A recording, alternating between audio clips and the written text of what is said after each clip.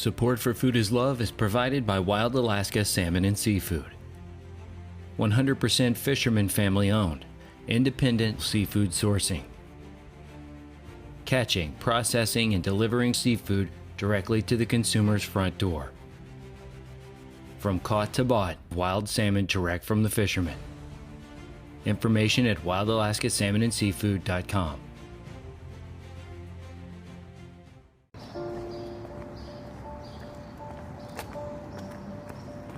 You know, what's going through my mind when I see a place like this, as a restaurateur, you have to be a dreamer and you have to be able to take chances, because there's so much stacked up against you when you want to open a restaurant, and especially a restaurant down here right now.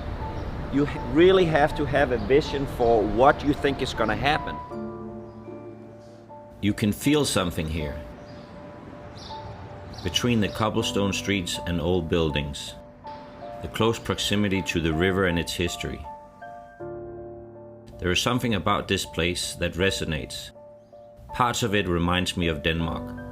Lacledes Landing, it's the oldest district in the city of St. Louis. Rooted in a past centered on river commerce, St. Louis got its start here on the edge of the largest and most traveled river in the US. In modern times, the landing has served as a melting pot of bars, clubs, and places to eat. Often the last stop for those in town to catch a game who want to experience St. Louis nightlife or visit the Gateway Arch. However, the last decade has seen a decline in the number of businesses and visitors to the landing. Crime has played a big role in scaring away would-be patrons from the brick-paved streets and once thriving little businesses. Driving from Southern Illinois, I would come up here 20 years ago, and this place was full of people. The bar scene that had dominated here has all but died off. But the story of the landing may have an unlikely revival, a savior in the form of Korean fried chicken. If anything can revive this place, it's food, because food is love. That's what it's all about. As a chef, I need to stay curious in order to evolve. For me, that means looking beyond a great meal to learn more about who made it and what inspires them to cook. Every great city has great food. I'm going on a journey around the world right here in St. Louis to find good food and experience other cultures. I'm on a quest to find passionate chefs who cooks from the heart. Because food is love. It's gonna be delicious. Food is love. Love your food. In the list of things Americans instinctively claim as being genuinely, well, American, fried chicken probably comes in just under apple pie and baseball. So to hear the phrase Korean fried chicken raises fundamental questions about what makes an American original into a Korean dish. That's where the Kimchi Guys comes into play. They serve a host of Korean options like Korean barbecue and obviously kimchi. One of the most popular items on the menu at Kimchi Guys is Korean fried chicken. This is my friend Munsok So, a Korean immigrant, serial restaurateur, and owner of Kimchi Guys. He agreed to show me around, but first he has to brush me up on some basics of Korean culture. Soju, we were talking about you're supposed to pour me, right? In Korea, nobody pours their own drink. You know, here you can pour your own drink your own drink. Yeah. In Korean culture, you would always pour for the other So what if person. you're real thirsty and you can't wait for somebody? Well, you know, you're going to be really thirsty. Okay. So I would pour this for you. It's a Korean spirit. And it's an up-and-coming spirit, the biggest in the world now? It's the #1 selling spirit by volume in the world. Thank Always you. first, and Okay. then you would pour this formula. You don't have to use 2 hands. Okay. But I would have to still use 2 hands. Okay. 16 billion bottles are sold every year, and it's growing still. Okay. And it's probably the only spirit here in the United States that nobody knows about. That's very interesting. Yep. And then when we drink, I would, because you're older and I respect you, I would not drink in front of you. I would have to turn around and drink that. So you can drink Really? the same way. Okay. And so, you know, we would cheer, ganbae, and then I would drink this way. In the wake of the success of his drunken fish restaurants in places like Ballpark Village, right outside of Busch Stadium, Munsok recently opened Kimchi Guys in the much less obvious location, and with hopes of it attracting new attention to the riverfront and changing the dynamic of Lacledes Landing. You know, I used to come to Lacledes Landing 20 years ago, and that was the place to be. So it's kind of had a demise. There's no doubt about it that the Lacledes Landing has gone through some really, really tough times, you know. I mean, the death of the landing probably in the last couple of years in terms of a lot of the business that have kind of gone out of business down here. And I think, you know, I think we're in a very unique, pivotal point of the landing. Right behind you right now, there's a new street that's being put in. And we're so excited about where the landing is going, you know, with all the renovations that has happened at the Arch grounds, the demolition of the Arch parking garage, putting a park in, new businesses that are being attracted to this area. There's a lot of fun activities that are happening right now that wasn't happening 3 years ago. It's a community effort to try to get people down here again, right? Right. It'll be kind of a renaissance down here, if you will. I think so. It's transforming into something different now. And I think there's, you know, places where people want to kind of linger on and do the same things, but you know how things has to change. Yeah. New things has to open up. Yeah. And it needs to transform the neighborhood into something different. Yeah. That's part of my vision, is to provide a different experience, bring something different to the neighborhood that brings value to the community. And besides the great food, a big part of the value here is the culture aspect.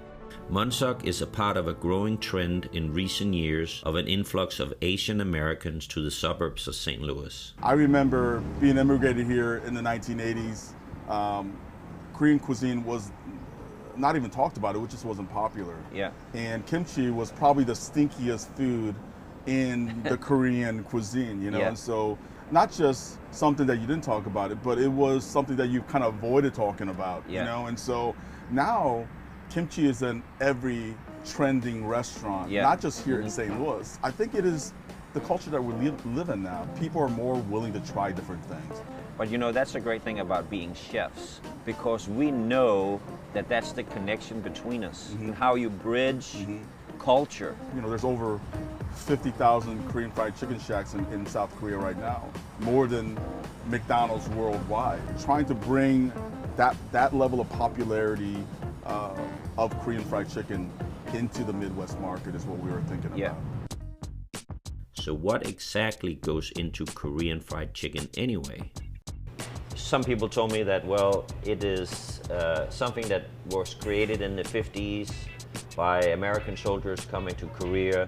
The military being there and bringing the Southern style fried chicken, and I think a lot of the Korean people adapting or tasting and trying to put their own spin around it. The popularity of Korean fried chicken really came about in the late 1970s. And then it jumped back to the United States. It's getting more popular in the East and West Coast in the United States now, but we're definitely the first Korean fried chicken location here in St. Louis. The start of really, really good Korean fried chicken is the brining process. We have water, sugar, Korean sea salt, and soy sauce. And obviously is to tenderize the meat, partake flavor into the meat. We'll put the chicken into this brine, and literally it'll stay for 24 hours before we prep it up to fry. This part is a very important part of making sure that the chicken comes out very, very juicy and crispy on the outside. This is the secret right here. This is right. The crust. The starch that gets combined with the flour makes the shatter kind of crisp to the outside. Kind of a formulation that we've been working on probably in the last year and a half, 2 years.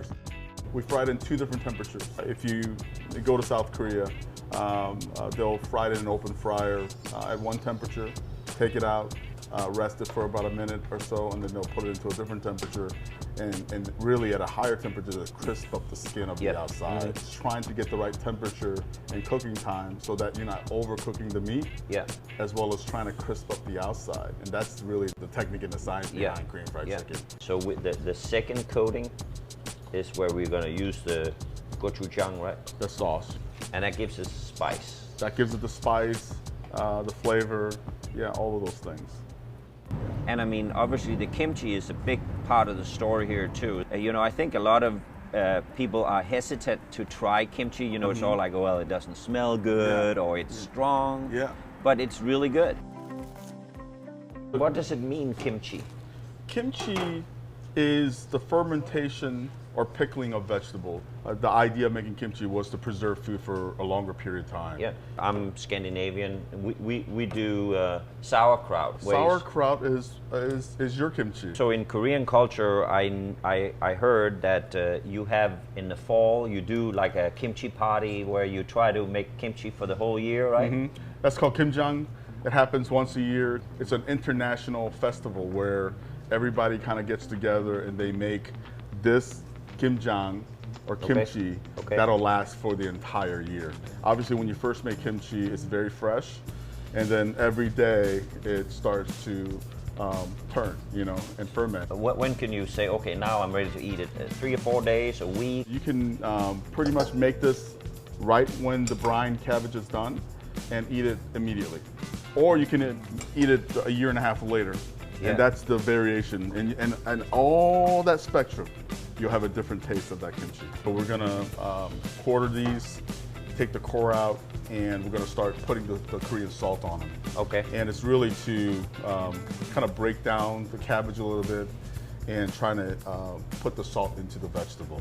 And once you salt these and put them into the container, it'll continue to release water, and it'll create a kind of a salt brine, liquid brine in here. Most important part about the brining process is to make sure that it's evenly brining throughout the cabbage. You're doing a great job. Well, thank you. Have you made kimchi before? No. Huh? No. You're an expert already. This is the ingredients that goes in the marinade. That's a lot of ingredients. It is a lot of ingredients that goes into making kimchi. We got the sugar, garlic, green onions, that's Korean radish, the Korean red pepper, the garlic chives, ginger, shrimp paste, as well as onions, garlic powders, fish sauce, and that's a sweet rice flour that's been reduced. And we'll put that all into a bowl and we'll mix that together in preparation for the brine cabbage. We'll mix that together. That's really the final step of making kimchi. It's almost kind of like painting. You know, he's stroking the paste onto each leaf, put the paste leaf by leaf, and get it all together, put it into the container here. We're gonna put the special lid, which will suck all of the air out, and we'll put it into a refrigerator, and we'll let it sit there for a while. Now that I know the secrets of making kimchi and Korean fried chicken, I'm eager to try some of the food at Kimchi Guys myself, and the menu here is nothing short of impressive. Wow, look at this spread. There is so much good stuff here. Let's start with this right here. These are 4 kimchi that we offer here. Obviously, that's the Napa cabbage kimchi. This is the spicy radish kimchi. This is the white radish kimchi that is normally served with Korean fried chicken. It's kind of our version of coleslaw. You know, and it's kind of a mild pickle that goes along well with the Korean fried chicken. And this is our cucumber kimchi that we use on multiple different things. And this is kind of our version of our Korean fried chicken. And this is our original sauce, but we also have 3 other sauces that accompany this Korean fried chicken. The real KFC. The real KFC. That's right. Let's try it. Okay. Wow. That is delicious. I'm hooked. Me too. So if we go way back when you first started Drunken Fish, I mean, did you go to cooking school, or where did you get your inspiration from? Interest in food for me, even since I was a little kid. I mean, I was always watching cooking shows and like Julia Childs. I mean, I was very interested in food. Growing up in a household where my mom was cooking all the time. I mean, she was cooking 3 meals a day. It's always a Korean meal.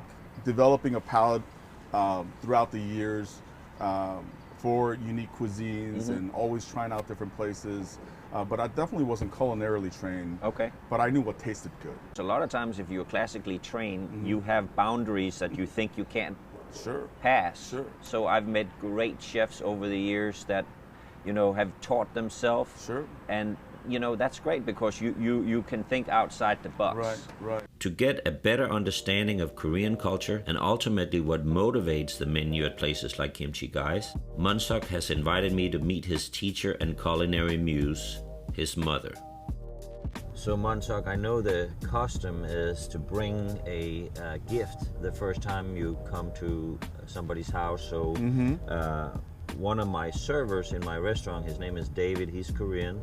Oh, nice. His mom made this, and it is ginseng root, and I guess it's more for medicinal purposes, but I wanted to make sure you know, that it's okay to give alcohol. You know what? My dad loves to drink, and he's going to appreciate that very much. Okay, Yeah. great. Well, just to give you a little background on my parents, I mean, they're just very, you know, simple. They're just hardworking people, you know. What prompted them to come over here? I think two things. You know, one, I think, you know, my older sister has muscular dystrophy. But at the time in Korea, they didn't know what she had. There's a lot more opportunities in America, better medical facilities. It's always that kind of perception, you know. They decided that they're gonna take a chance and move everybody over. And I remember as a young kid, we lived in the kind of a shady area of St. Louis, and they would have to leave us at the house by ourselves. But it was really tough on them both having to work, and there was no choice. You didn't have a choice. I remember that as a young kid, they would always call, and I mean, I just always heard my mom crying over the phone, you know. They still can't speak English today after almost 40 years, but back then trying to work and on all of that and trying to, you know, put food on the table, it was tough for them, you know. Very, very tough for them. But you know, humble beginnings makes you who you are. Yeah, it's part of who I am as a person for sure, growing up that way, you know. My mom always asked me why I continue to keep, you know, growing. And it's the progress that I enjoy, the journey that I enjoy. But at the end of the day, you know, you're making something that puts a smile on somebody's face. Yeah. So your mom is ready for us? I hope so. Yeah. Do we have to take the shoes off? No, just come on in.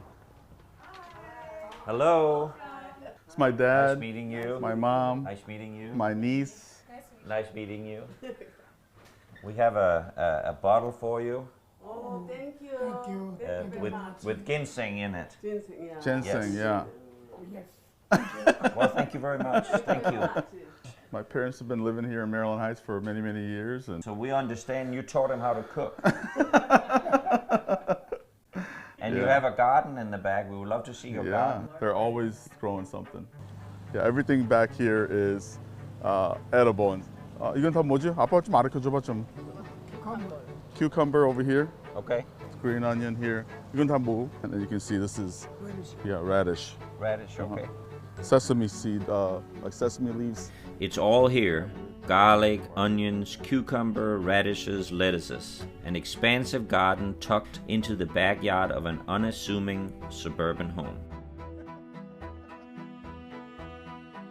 This is actually Korean garlic because he actually got the garlic from Korea. Okay. And then he planted them, you know, so you've been kind of saving a few every year, and then we'll plant those. 하나 빼봐. 여기 있네, 여기 있네. Like this. So when you pull it, yeah. And then you probably had this before. It Yeah, tastes it's very, very, delicious, very. Delicious. Like they'll plant this, and then every few months they'll have something else. And this is the gochujang and doenjang, and they're fermenting that right now. So this is house-made Korean miso. My mom will actually take the beans, grind it down, and start making this. Wow. She makes her own gochujang. He has his way of like labeling things, and these are seeds that he would actually harvest himself. Wow. And it's not store-bought. This is all, you know. After he grows it, he'll leave a few to, you know, turn into seeds, and he'll save them, dry them, save them, and then we'll plant them. Hot pepper seed. That's amazing. This is from like last season.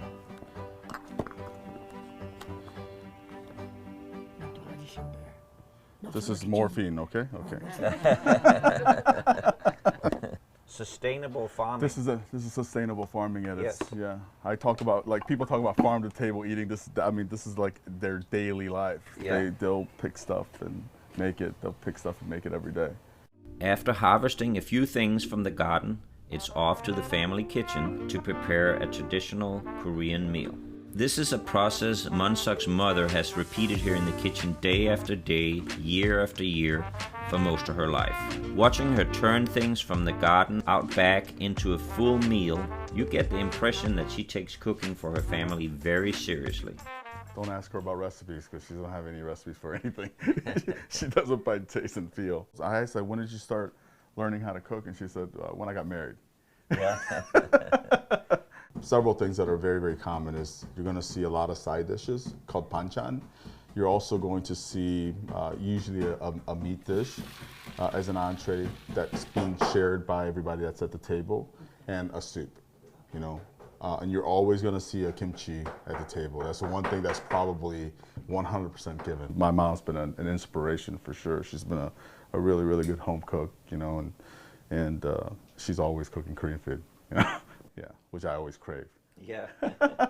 So this is a typical side dish called 콩나물.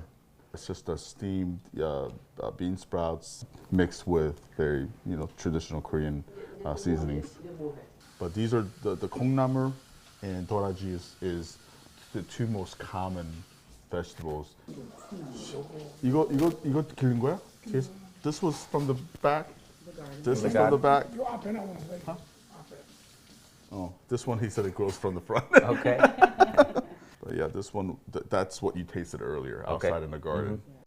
Mm-hmm. Yeah, and you see my dad's out there and every day, like just tending the garden, and you know, and he takes pride in, you know, eating fresh out of the backyard, you know. The smell of simmering miso and fresh vegetables is unbelievable. And yeah, you just grab a little bit of the banchan. These are the side plates. Okay. And fish. This is the 도라지 that came from the front yard. Okay. This is the garlic shoots that came from the backyard. This is all vegetables. all vegetables, a lot of vegetables. Okay. Okay, this is the kind of pickled radish. Okay. The care his mother took to prepare a meal from the garden that they planted and tended to themselves was a good reminder of what cooking is really all about for me. The opportunity to slow down and spend time with those that are most important to you. This is really good. Oh yeah, that's the 도라지. You'll have the same meals 3 times a day. They'll make a different meat dish, different soup dish. Soup becomes a part of the meal. I think in American culture, you serve it first. Yes. Munsok's family was gracious. Growing up with 3 meals a day like this, it's no wonder Munsok developed his appreciation for food. I've been a chef all my life. I'm 52 years old, and it's the first time I've had that. It's absolutely delicious. What's exciting that I'm sharing your first Korean meal, you know, in my mom's home.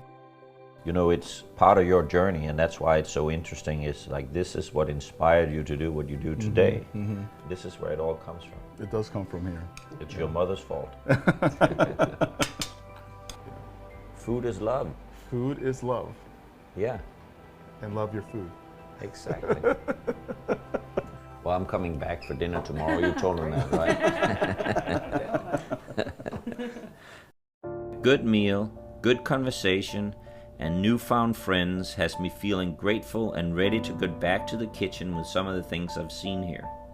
Munsok has found a way to bring his culture to a part of the city that at first glance may not have been the best place for it. To his own admission, the concept of Kimchi Guys wouldn't have worked here 15 years ago. But things are changing. The very idea that food and culture must be relegated to a designated area of the city and kept inside a cultural box, it segregates us from trying something outside our comfort zone. I see what Munsok is seeing. I can feel it, I can sense it. Hats off to people that try what he's trying to do. There's a new day here. Food is love. That's what it's all about. It'll bring people down here. It'll bring people together. I feel it. Thankfully, there are heroes like Munsok. Heroes that have such an ingrained passion for their heritage and its food that they want to share it, evolve it. This is where I draw true inspiration to learn and evolve my own way of thinking. This is what inspires me to bend the boundaries of what I think will work and not work. This experience has opened my mind to new ways the texture and flavor of kimchi could be a complement to dishes that I prepare myself. Fresh kimchi with apples. Since my last visit, the landing is now directly connected to downtown St. Louis. In a way, this is the beginning of a new era for the landing. If I can introduce just one person's palate to something new like kimchi, then by extension, I am teaching them to appreciate an aspect of another culture. That motivates me. One Korean fried squab coming up. That to me is just proof that food is love.